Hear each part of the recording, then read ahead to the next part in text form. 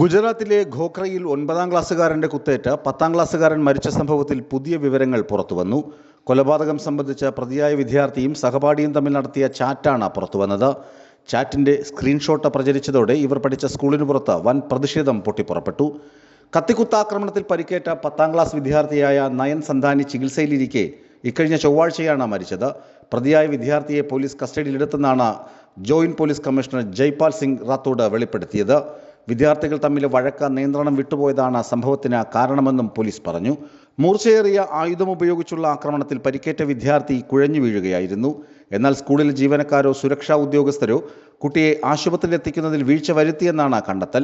ഇവർ എമർജൻസി സർവീസിൽ വിളിച്ച് ആംബുലൻസിനെ എത്തിക്കുന്നതിന് പകരം ഓട്ടോറിക്ഷ വിളിച്ച് കുട്ടിയെ ആശുപത്രിയിൽ എത്തിക്കുകയായിരുന്നു. അപ്പോഴേക്കും സമയം വൈകി. അമിതമായ രക്തസ്രാവമാണ് കുട്ടിയുടെ മരണത്തിന് കാരണമായത്. സംഭവത്തിൽ പ്രതിയായ കുട്ടിയും സുഹൃത്തും തമ്മിലുള്ള ചാറ്റ് വിവരങ്ങൾ പുറത്തായതോടെ ഖോഖ്രയിലെ 7th ഡേ സ്കൂളിന് മുന്നിൽ പ്രതിഷേധം ഇരമ്പിയാർത്തു. അക്രമാസക്തരായ ജനക്കൂട്ടം സ്കൂൾ അടിച്ചു തകർത്തു. ജീവനക്കാരെ കയ്യേറ്റം ചെയ്തു. ആസൂത്രിതമായാണ് കൊലപാതകം നടന്നതെന്ന് സൂചിപ്പിക്കുന്നതായിരുന്നു ചാറ്റ്.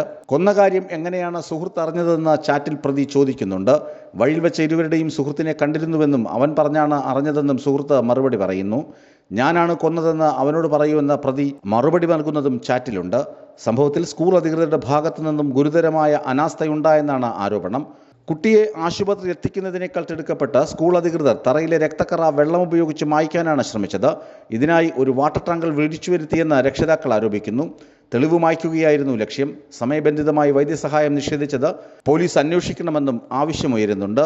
ന്യൂസ് ഡെസ്ക് വിസ്മയ ന്യൂസ്.